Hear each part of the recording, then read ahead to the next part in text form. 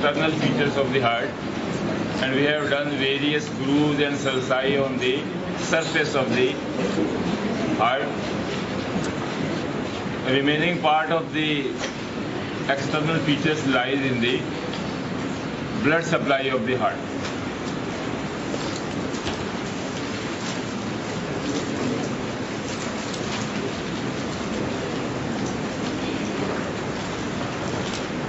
Blood supply means arterial supply,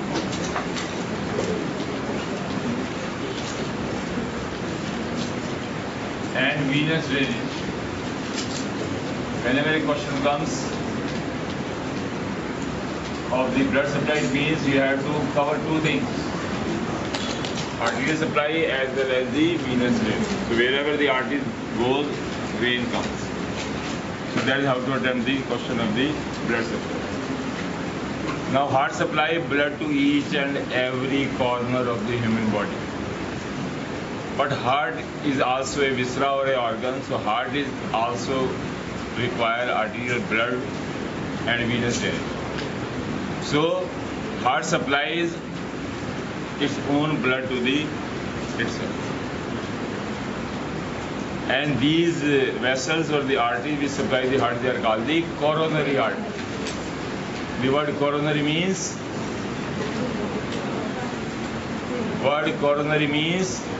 crown-like. Crown.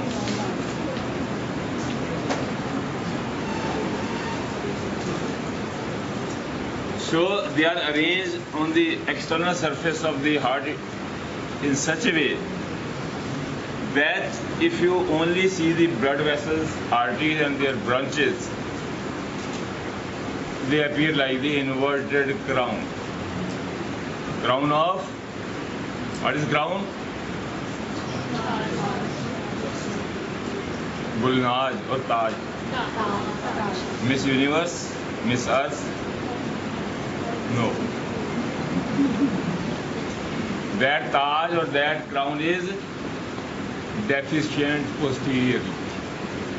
It's only anterior, laterally like the C-type rings of the trachea. There is no posterior.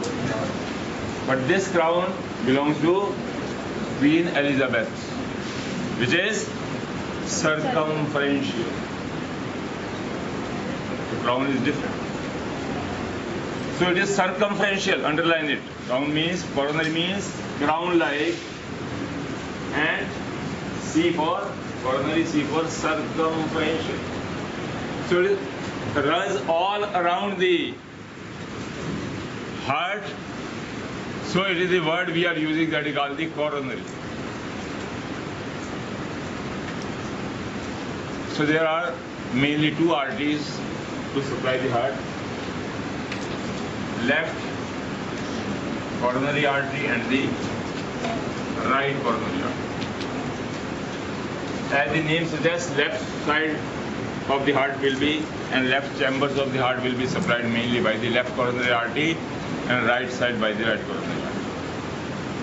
But in the 85 to 90% of the population of the world, most of the heart is supplied by the right coronary artery. 80 to 85% world population, and they are called the right dominant heart, in which the right coronary artery supplies most of the chambers of the heart. We label as the right dominant heart, and only 15 to 20% people in the world, they are left dominant heart, and they are unlucky people. Left dominant heart people, they are unlucky people. Why they are called unlucky? Because if obstruction to the coronary vessels occur to these people, they will die because of the myocardial infarction or heart attack. That is myocardial infarction. Right dominant heart people, they are luckily more populated. Now we are all sitting, you are all sitting, nobody knows which dominant heart you are having inside, unless or until you undergo angiography. So that is the dominance of the heart. So we will take arteries one by one. The left coronary artery, then right coronary artery, their course and their branches. When we take the right coronary artery, the branches, number one branch is called the conus artery. Number two is called sinoatrial artery, synodal artery. Third branch is called the anterior atrioventricular artery. Fourth is called obtuse marginal artery. And fifth is the posterior atrioventricular artery. Posterior right atrioventricular artery. And the sixth branch is in the 80 to 85% of the people, they form the posterior interventricular branch of the artery. So you have to remember the six branches of the right coronary artery. So whenever a question of the coronary artery comes, you have to, or the nerve comes, first we have to write down the branches. Then you start the next heading will be the nerve artery. What is the next heading after the branches? Is the course. Underline it. How you write the course of the artery.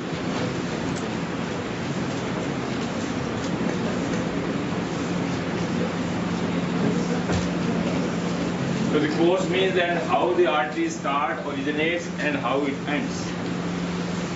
So right coronary artery, as we know, they are all the branches of the aorta. All branches are the aorta. So aorta lies over here.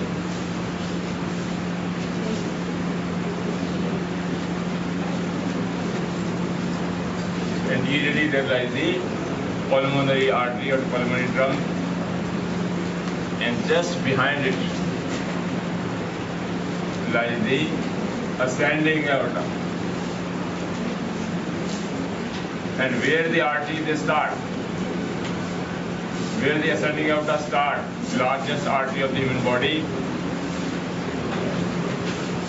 there are three semilunar valves, both in the root of the pulmonary trunk as well as in the aorta. In order to see them, you have to cut the aorta, and then you see inside there are three semilunar valves which make the flow of the blood unidirectional. And if the heart is placed in the anatomical position, they look like the inverted Y shape. Inverted Y shape. So whenever a question of the coronary artery comes or the blood supply of the heart comes, again you have to make these two basic diagrams. Today also you make in the two full pages. One page for this and second page is for this. Turn over it. Full page, because it is all wrongly given in your book. You have to follow these diagrams. The branches, there are also very few given. So 6 branches you have to remember whenever a question comes. The right coronary artery. So these are the two, I have already told you, these are the two basic diagrams.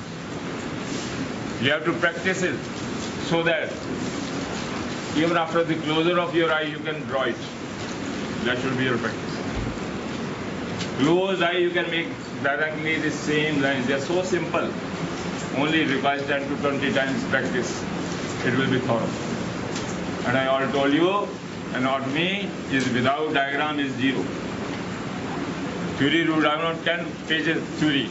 Nobody will read. If you make a well-labeled, colorful diagram, you get more than 50% marks. So that is how it is. So the right coronary artery as well as the pulmonary trunk, if you see from the above, after cutting here, if you see the pulmonary trunk also, it is also having the same 3 semilunar valves. But their arrangement is different. If the heart is put in the anatomical position, this is the sternocostal surface or anterior view. If you see the root of the pulmonary trunk, the arrangement of three semilunar valves, they are Y-shaped. And in the outer, they are inverted Y-shape. Underline it and make it. Y-shape and inverted Y in the anatomical position of the heart if it is in the anterior. It is different.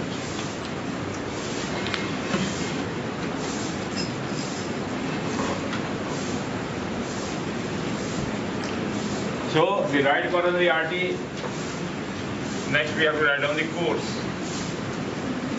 Course you have to make a dash, 1, 2, fill the lines.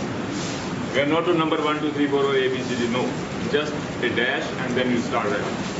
So course means the right coronary artery arises from the anterior semilunar valve against. It is called sinus. This area is called the sinus. They are pocket shaped. So the right coronary arises from the anterior sinus. So because of the inverted Y in the outer position, so one is anterior, two are posterior. This is called right posterior, this is called left posterior, this is called anterior. In the pulmonary trunk, it is one posterior and two anterior. Right anterior, this is the left anterior. So vocabulary changes. So right coronary artery arises from the anterior sinus of the root of the aorta, ascending aorta. And when it arises from here, then it runs towards the right side. It runs towards the right side. And if you see from inside, you can easily see the opening from where the right coronary artery, if you see from the aorta inside, you see three semilunar valves from above. Then you also see a small opening through which the right coronary artery is coming outside. So this small opening seen from inside is called the ostium. Ostium of the right coronary artery. And this ostium is very, very important for the angiography. Because a cardiac physician has to put the nozzle of the catheter, cardiac catheter, for the visualization, for injecting the dye into it. It goes into the aorta and the end of the catheter will touch the ostium. And in the ostium, we know from here the right coronary artery starts.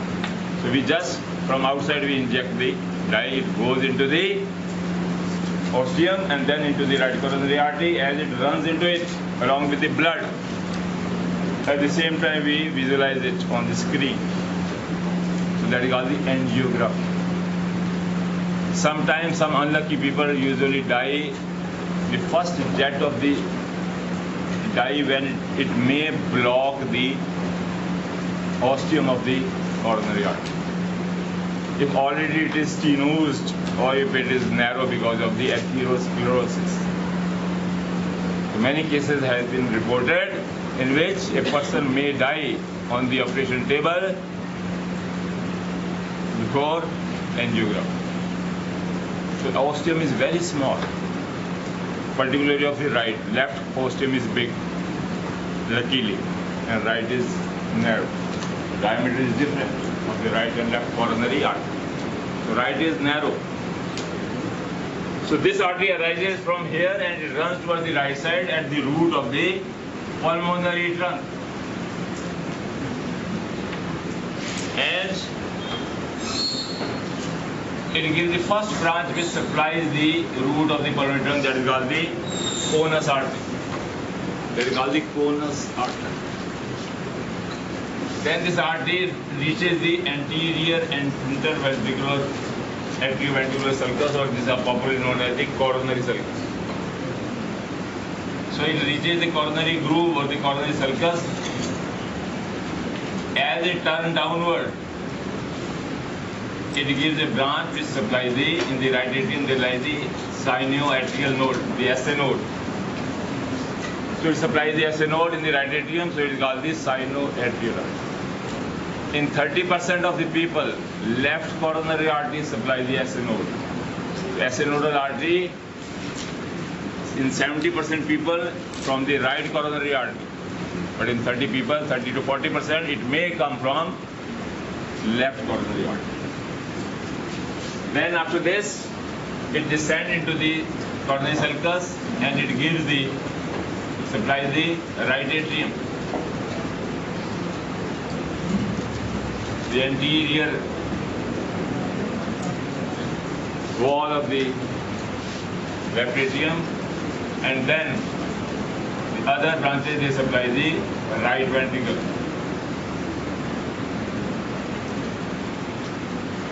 So all arteries I am making, they are tortuous, spring-like. Why it is spring-like? Because heart moves. So it gives the extra length for the expansion of the heart. Who will make the straight line will get 0 marks. They are tortuous, zigzag, snake-like. So they are the ventricular branches. Then this right coronary artery reaches this point near the inferior vena cava and the anterior or the inferior border of the heart. And from here, now this right coronary artery will run on the diaphragmatic circuit. It skirts around the anterior border of the heart. It skirts around the, like this, it goes like this. You go below, that is the diaphragmatic circuit. So when it goes like this, what we use the word skirts round, right down. And you wear the skirts. And the lower part of the skirts is turned up and then it is stitched. This is anatomy we are using, these skirts. Then, where this point is this? This point and this point is this thing. Can you understand? We have just reflected the heart light. So its left becomes right and right becomes. So this point on that diagram is here. So that is how these two diagrams are the basic diagram of the heart. Just before it skirts around the left the inferior border, it gives the last branch which runs over the inferior, the anterior border of the right ventricle. Last branch on the anterior surface given by the right coronary artery. And this last branch is named, it is called obtuse marginal artery. Obtuse marginal artery. What is the meaning of the obtuse? Anybody? Obtuse? So this is mathematics. In medical people, this much mathematics you should know. What is obtuse? What is acute angle? So it is obtuse. More than 90 or less than 90? More than 90. I'm very little about this mathematics. That's why I opted for medical. So this is the obtuse marginal artery. Then it skirts around the inferior border, and here we trace it. We want to see where it goes now. Now it comes on the, this is whole is the diaphragmatic circuit. Now we see right coronary artery is in the inferior surface or the diaphragmatic surface. And this, and who is waiting? Again, coronary sulcus is waiting for this artery. It is also called atrioventricular circuit, the posterior one. This was the anterior one. So now this artery runs in it and gives the branches to the left atrium, left ventricle, diaphragmatic surface.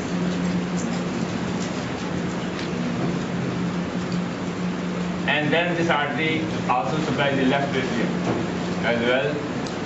And now it reaches the, which point? What is this point called? Crux. So now this right coronary artery reaches it. So this has to write down each and every line also in the exam if it will come. That is called the course. Who will write each and every step will get the marks. So now it reaches the crux point, and here is the decision is taken now. Now this artery reaches the crux. In 80 to 85% of the population of the world, this right coronary artery then runs in the posterior interventricular circuit. And it ends here. It ends just short of the apex. It doesn't reach the apex. Short of the apex it ends. All the coronary arteries, they are the end arteries. They are called end artery, means they are having no anastomosis like anywhere in the body, and this is the region of the myocardial infarction. They do not anastomose with each other, they end. And where they run? They run on the surface of the heart, which is formed by epicardium. The outermost layer of the heart wall is called the epicardium, middle is called myocardium, and internal is called. So it runs on the epicardium, just below the epicardium, not on the surface of it. So you can say it is sandwiched between the epicardium and myocardium, because mainly these arteries are made for cardiac smooth muscles, which lies in the middle layer, that is the myocardium. So all these arteries we are doing, all the vessels supplying the heart, they lie in the subepicardial space. Underline, sub means below, epicardium means the outermost layer of the heart.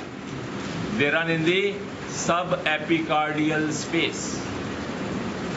Subepicardial space, or between the myocardium and epicardium.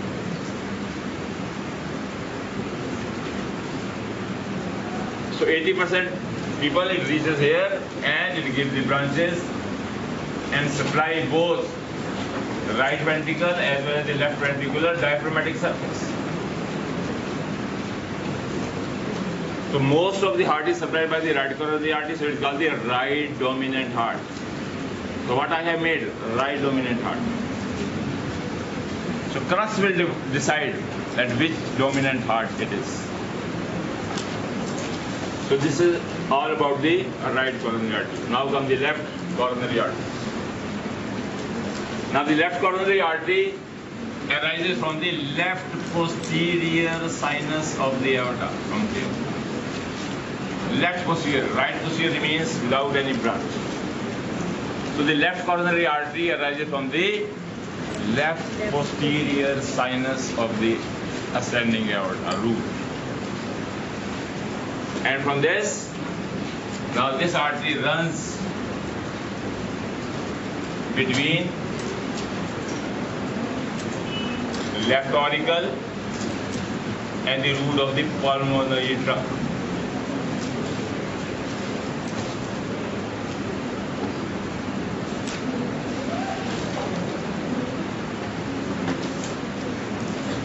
So it runs on the between the left auricle and the pulmonary trunk, and it comes anteriorly. The size of the left coronary artery is about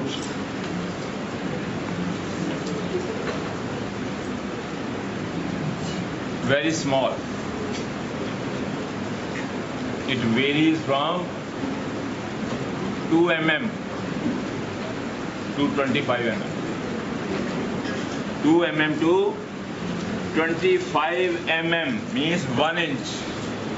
Maximum the length of the left coronary artery has been found till today in all literature is only 1 inch or 25 mm. The small is the 2 mm inside, because immediately 2 mm it bifurcates. It divides into 2. 2 means 1 right and 1 left. So that is called the bifurcation. As the bronchus of the trachea, the principal bronchus enters into the hilum, and after that it forms a bronchial tree in the lung. How it forms? Because this right and left principal bronchus, it divides into the substance of the lung dichotomously. Dichotomous branching, 2, 2 and 2. So here is also the bifurcation into 2. So the branches of the left coronary arteries, they are, first we have to write down the branches, then we have to explain the course.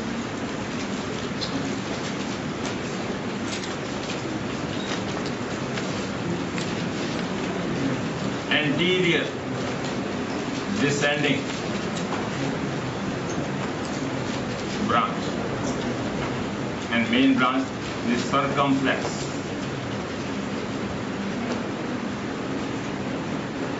Then acute marginal artery, and then what is the diagonal artery,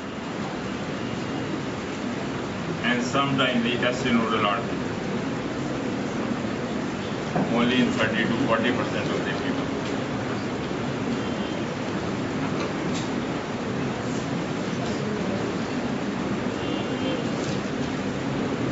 So 5 branches of, you have to remember about the left coronary artery.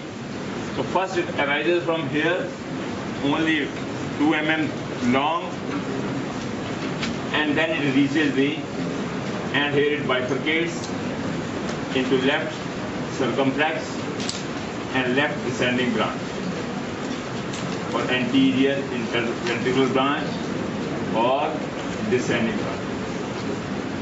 So bifurcation is there. The anterior descending branch runs downward into the anterior interventricular groove or the sulcus. Here it runs, and it gives the branches which supply the right ventricle a little bit. Mostly it supplies the diagonal branches. These are the diagonal branches. What is diagonal in the, again, mathematics? What is diagonal? Diagonal. They are called the diagonal branches. So they are the diagonal branches of the descending LAD, left anterior descending branches. Left anterior descending branches is this branch. So it gives the diagonal branches, diagonal D1, D2, D3, sometimes it is written in the angiography report if you have seen already. Anybody? In the angiography report also, if you go the angiography, they will give these 2 diagrams. They are already printed. They only make the block where it is, the fault is there. So these 2 basic diagrams, they are also present in all institutions who are undergoing angiography and stenting and open heart surgery. Then this left descending branch reaches the apex, and from the apex now it skirts around the apex, and it ends just near or opposite the posterior interventricular branch. So it doesn't end here into the apex. The anterior descending branch reaches the apex and then skirts around the apex, and then it ends on the diaphragmatic surface of the heart. So that is how it anastomoses with. So both the arteries are lying like this, posterior interventricular and the anterior descending. They are not meeting. If they would have been meet, it is called anastomosis, but they are lying as the end arteries. That's why they are called the end arteries. They only supply their own territory. They won't jump or they won't supply the next. So that is end arteries. Then while it is running on the anterior interventricular sulcus, we know actually if you dissect the interventricular sulcus, just below here, the sulcus lies the separation between the left ventricle and right ventricle. That is called the interventricular sector. So right and left ventricle, they are like the two rooms. If this hall is right ventricle, if the parallel hall is there, that will be outside, will be the left ventricle. And what is this wall? Interventricular septum. So where this artery is running? On the roof of the interventricular sulcus. So why it is running on the roof of the interventricular sulcus? It gives perforating branches. It gives the perforating branches which goes inside the septum and supplies how much? Upper 2/3 of the interventricular septum. Upper 2/3. Lower 1/3 is left for posterior interventricular branch, which may be of the right coronary artery or may be left. Is it clear? So this is the best example. Two ventricles, they are the two lecture theatres, and intervening wall is the interventricular septum. And through this, the perforating, these are called the perforating branches of the anterior descending artery goes inside and supplies the, because what lies important in the interventricular septum? AV bundle of his right and left. If you know the conducting system of the, from SA node to the AV node, then from AV node to the AV bundle, then the, so everything. So it is very much embedded in it. So if left coronary artery, this descending artery is damaged, patient will suffer from conduction block. Conduction will be zero because AV bundle is gone. So that is the applied. That we will later on. So you should know what the anterior descending is, not just running up, it is giving the perforating branches to supply upper 2/3 of the interventricular septum. They may be called superior branches, superior surface, or sometimes it is anterior, may be given in some books. So it may be superior or anterior. Then comes the circumflex branch. So the second branch is circumflex. Why is it called circumflex? Again, because it goes, skirts around the left border of the heart. Right on the course. The circumflex branch, after arising from the left coronary artery, turns towards the left border of the heart and skirts around it. Before it skirts around it, like right coronary artery, it gives a acute marginal artery. It may give the acute marginal artery. Just before it goes and disappear on the left surface of the left ventricle, it gives the acute marginal. So obtuse was the right. Left coronary has got acute marginal artery. This is acute margin. It runs along the left margin or left border of the heart.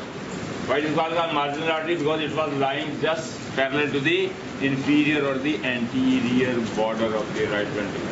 The margin means border. So this is the course of the circumflex. Then where this point lies in this diagram?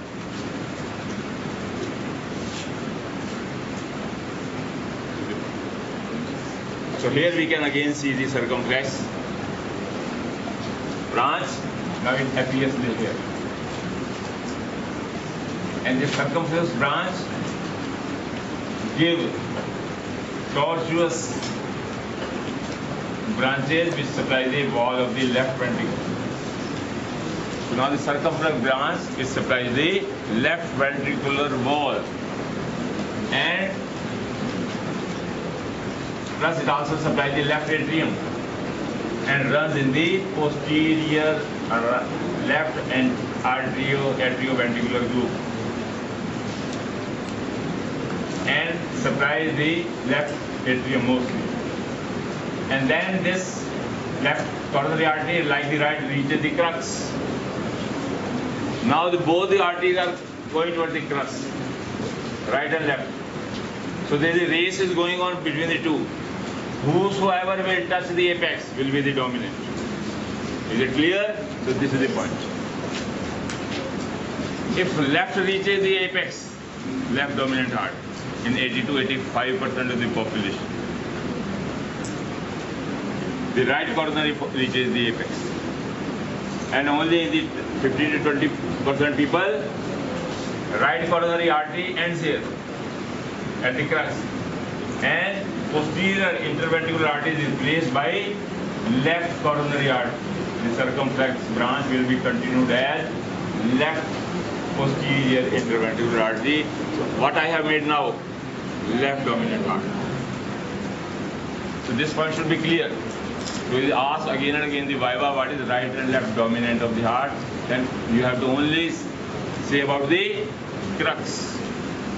The crux will decide that which dominant heart it is, right or left. So this is how we do the arterial supply of the heart. Now we see whole of the heart is surrounded by coronary arteries everywhere.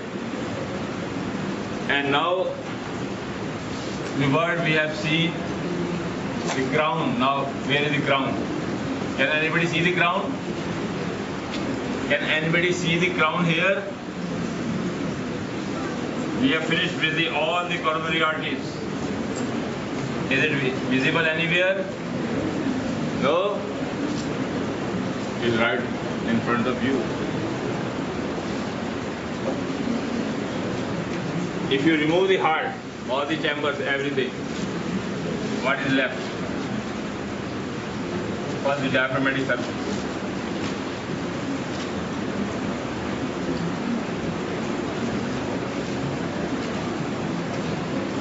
Only make the branches. Only make the branches of the artery.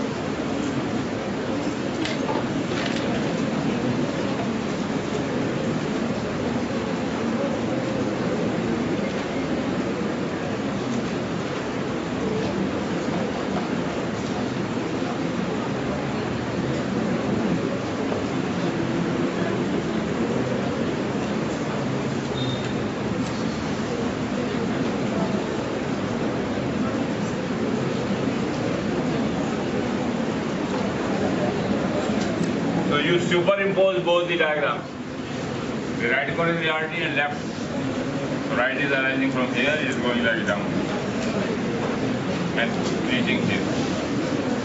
Left coronary artery is arising from here,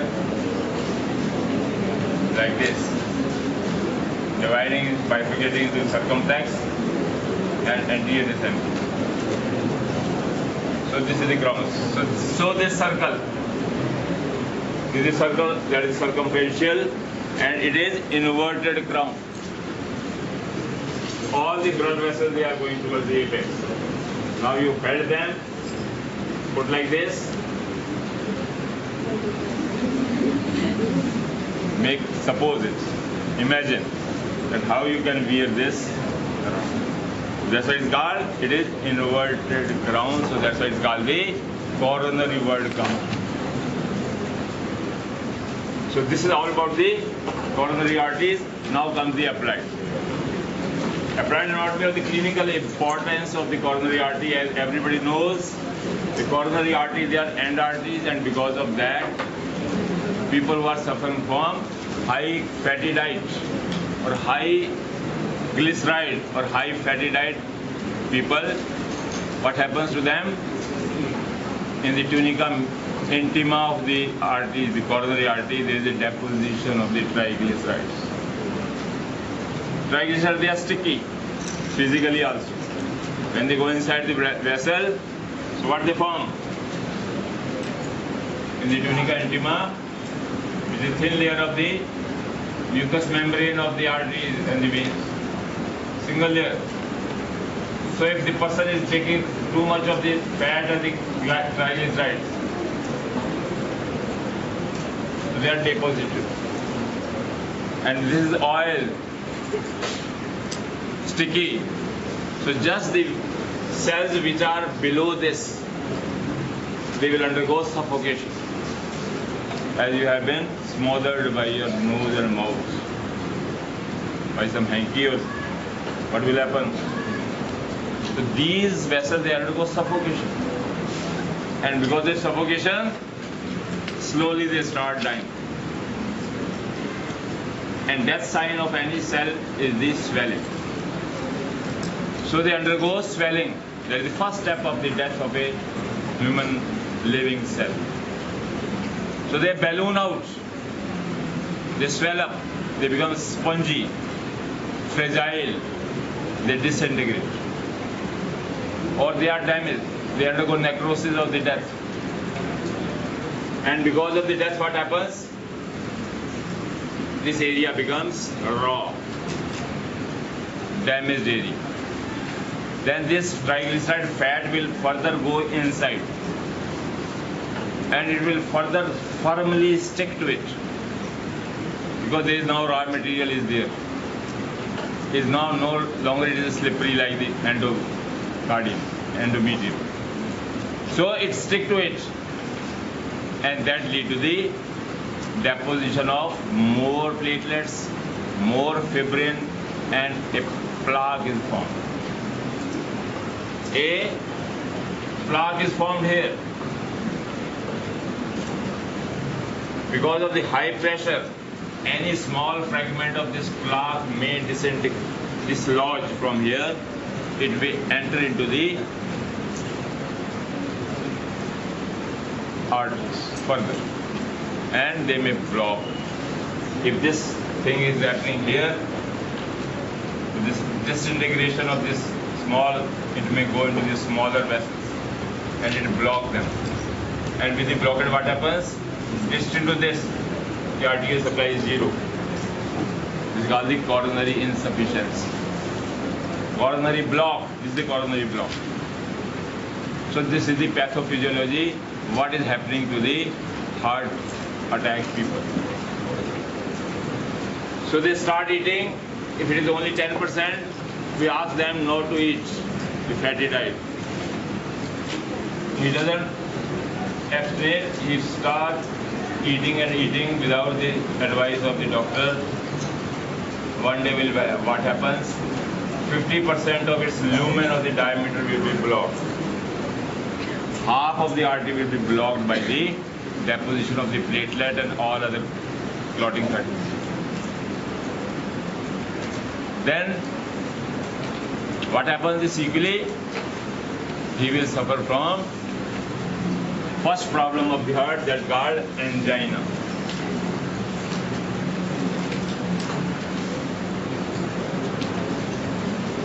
So angina is the insufficient blood supply to the myocardium. Insufficient. And patient is labeled as IHD, suffering from ischemic heart disease. If he or she goes to a doctor, but 90% of the people, they do not go. In India, they don't go. So what happens to them? In which 50% of the arteries block the coronary artery. Whenever he will run or he will go upstairs, he will go to the dyspnea. That is the first sign of the heart disease. Exertional dyspnea. When you are at rest, there is no problem. Breathing is normal. But if you are exerting, lifting some heavy weight, running on the bus or train in the platform, or you are just going to some Vaishno Devi somewhere in the stairs. How many stairs is Vaishno Devi? Anybody counted? So there he will feel dyspnea. Then he should be alert. That his heart is sinking. Plus, he or she got the chest pain on the left side or the left shoulder. So that is the early sign of the heart disease. But 95% of the Indian people, they ignore this thing or they don't know because of the lack of medical education. So if he or she reaches right now 50% block, and what is this pain is called? Angina. He or she may say that I have taken so much of the fatty diet today, that's why I am having gastritis or something else. So they will divert the heart problems with some gastric problem. Most of the people, they do like it. They don't, they go to the physician. They take hot water, they take the gel-lucid or antacids tablet or the syrup, and they just suppress this pain. Because at rest, it automatically goes. Only they are only exerting, then it appears. That is the negative point. It's not persistent. Because 50% heart is blocked, 50% still blood is going to the myocardium, no problem. But during exertional, there will be pain, and this pain of the heart is called angina. And it is referred to the left shoulder. Why it is left shoulder? Because of the ruffled pain. Because the left ventricle is mostly involved. And which artery is mostly involved? Left anterior descending, LAD. Left anterior descending artery, the most common artery involved in the myocardial infarction, underline it. LAD, anterior descending or left anterior descending artery. And because of this, this artery is also called widow's artery. It's called widow's artery because mostly men are involved in the myocardium. Females, they are very less of the heart attack. No doubt they are eating a lot of samosa and fried thing, but still they are saved. Why? Because of their two hormones, estrogen and we are not having that. So estrogen and progesterone, they will save the females. That's why it's called the widow's artery. Only men will die. That's the reason why it's called widow's artery. So whenever there is a block is there, angina is there. This is the first sign. If the person goes to a doctor, he will undergo angiography, he will go ECG, and he will be saved. So angina is just a knock at the door that you are having heart disease. Who will ignore, will die. Second step. If he is or she is not abstaining from the fatty diet, so day by day this deposition will increase and increase. The underlying is already damaged. And one day will come when it is 100% blocked. On that day or night, he will suffer from myocardial infarction or the heart attack. So that is equally what is the heart attack. So total blockade of the blood supply beyond this point. So whichever the interventricular septum, perforating branches, all other branches supplying the left ventricle, which is the main systolic ejection function of the left wall. Left wall is how much thick about the right? 4 times 0, 4 times thicker than the left ventricle, because it has to do work against peripheral resistance. Blood pressure. In the ascending aorta, it has to eject whole of each and every drop of the blood from the left ventricle will go into the aorta to be distributed to the body. So this ejection will becomes weak, and where the artery is not supplying, so this wall of the myocardial cardiac muscle, the myocardium of this area and the interventricular, they becomes just like the paper-like, thin. That is it. So myocardium undergo atrophy, that is called the avascular atrophy, underline it. Avascular atrophy is the problem. The interventricular septum becomes thin. The left ventricle wall, which was 3 to 4 times thicker than the right ventricle, was thin. And it may crack anytime. It may burst because it has to do forceful ejection of the blood. So there may be cardiac tamponade. That condition is called cardiac tamponade. Tamponade. The rupture of the heart, thin wall, left ventricle may rupture. Or left ventricle, which is very thin, may be ruptured. And then the artery and the deoxygenated blood will be mixing. Again, the death. So this is the problem. So what happens in this sequelae? If the patient comes within 6 hours, after the block of 100% block, if the patient comes within 6 hours, it is irreversible. The perfusion of the blood can be reversed within 6 hours only. Again, the myocardium will be having the full blood and no problem. But patient has to reach the hospital door, ICU unit within 6 hours. Then we give the injection streptokinase. Streptokinase injection is given. Streptokinase means it is a enzyme. Biochemistry people will tell you what is ACE, amylase, protease. So it is a proteolytic enzyme. Streptokinase is a proteolytic enzyme. From injections are available in the market. So we inject into any artery of the human body, and it will ultimately reach the vein of the intravenous, and we make. So it will ultimately reaches the aorta. From here it reaches here, and it will disintegrate the block. Because this block which is recently formed, which has gone 100% suddenly, will be dissolved. And reperfusion will be okay, and patient having no any effect, and the ward will work. But it has to reach within 6 hours. If he or she fails to reach after 6 hours, if reaches after the 6 hours, then streptokinase won't act. The limit is gone. Now only thing left to save the life is the stenting. So here this is already soft. So we put a spring-like structure, medicated chemical. So this, first we will put the catheter, and this catheter will go into the ostium, and from the ostium we reaches here. And first we pump the air. So first we balloon out the artery. It will be dilated. With the dilatation, now we push the spring-like structure, and we withdraw the catheter. So it remains in situ, and the supply will be open.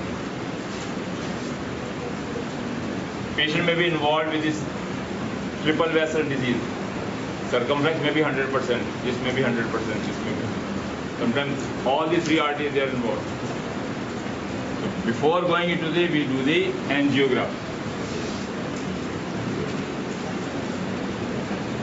Whenever a patient comes with a heart attack, his dyspnea will be there, difficulty in the respiration, and there is a sudden stoppage of the heart. For heart is blood pressure and the pulse will go minimal. Then it is gone the heart. Then patient is immediately rushed to the hospital. We revive the heart by the chemicals, the inotropes, heart-saving drugs we are injecting, adrenaline and noradrenaline, which is already every day injection is going on from our adrenal gland. And we do for the angiography. The angiography will tell us what is the status of the block and which artery is there. The procedure I have told you already, from any big artery of the human body, we will ultimately reach the aorta. And from aorta to the ostium, and here the radiopaque white dye is injected, and we visualize on the camera, on the screen, and we give the angiogram. So that is the procedure.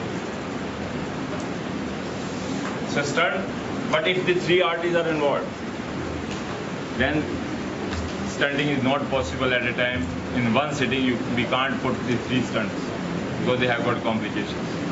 Then we go for the coronary bypass operation. Coronary bypass operation is done. We take the radial artery graft, saphenous venous graft from the lower limb, or most economically, I have told you, internal thoracic artery block is taken. A hole is made in the arc of the aorta. Another hole is made beyond the block in the coronary artery, and we stitch the one end of this straw of the Pepsi or the graft in the aorta, other we have got in the here.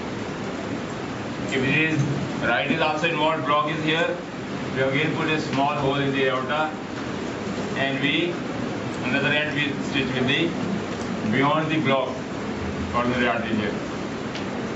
Sometimes 3 also, circumflex may be involved, and 3 grafts are taken. It may be the case. So what we have not interfered with the block.